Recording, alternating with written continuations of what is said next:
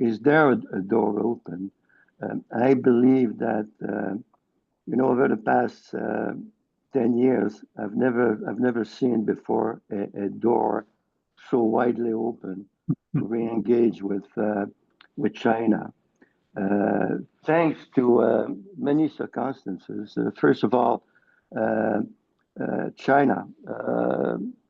China is very open to re-engage again with Canada, and that was very well demonstrated by the ambassador last weekend with his statement when he said really that they're there, they expect the new government to get involved into a relationship, call it whatever, to reset the relationship, but they're very open. And what was very interesting in what he said, uh, we said we do recognize that there's different in values between the two countries, and maybe we can even mention different culture, but he said it's totally normal. So the message it sends is that Chinese understand that we're coming from different point of views, and they accept as well that has to be discussed when we get into a cooperation, a partnership, but has to be done with respect to each other, and it goes straight to what the ambassador said one day: to re-engage, we have to rebuild trust. And I think that the trust factor, if we want to re-engage again with China, will be key. And a trust demonstration has to be done on both sides. So China is there. Uh, on our side, it's a unique timing in the sense that what's happening now with our neighbor, the tariff, forces us to diversify. Of course, we're going to have to get reorganized within Canada.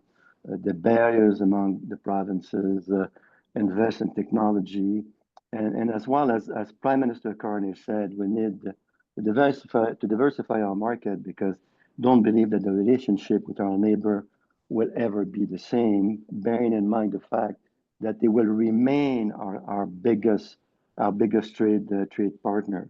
Of course, when you look at diversifying our market, some are going to say, you know what, we've signed 15 free trade agreements, and the 15 free trade agreements touches upon, I guess it's more than 50 countries. So there's a lot of countries that we can go to and knock on in order to start businesses and cooperation.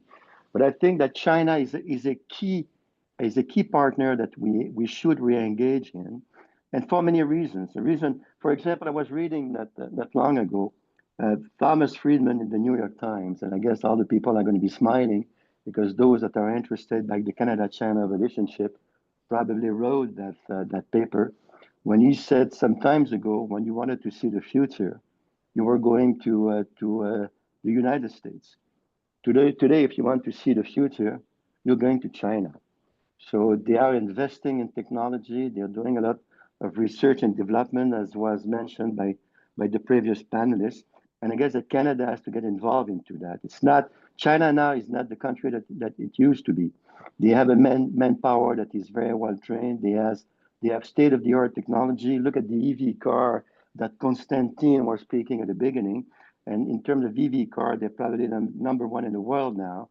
Why we wouldn't get involved into that fantastic adventure and share as well with China and get into those technologies and research? Uh, we have to keep in mind that whether we like it or not, China is still our second biggest trading partner. Of course, the USA are 20 times bigger, but our trade deficit with China is pretty big, notwithstanding that the fact that the amount is not the same compared to the States. So there's still a lot of work to do. Other reason also why we have to engage and keep the door open on the opportunity that we have as a country is what I call the geopolitics. I mean, China and Canada are players in some global organization, United Nations, APEC that was mentioned earlier, but as well WTO. And at WTO, we should be an important player for the Chinese, because I remember when they decided to join WTO, Canada, and I was around the table, was one of the very strong and among the first player to support them, and to do everything they could do in order to make sure that China would have access the WTO and to that great organization.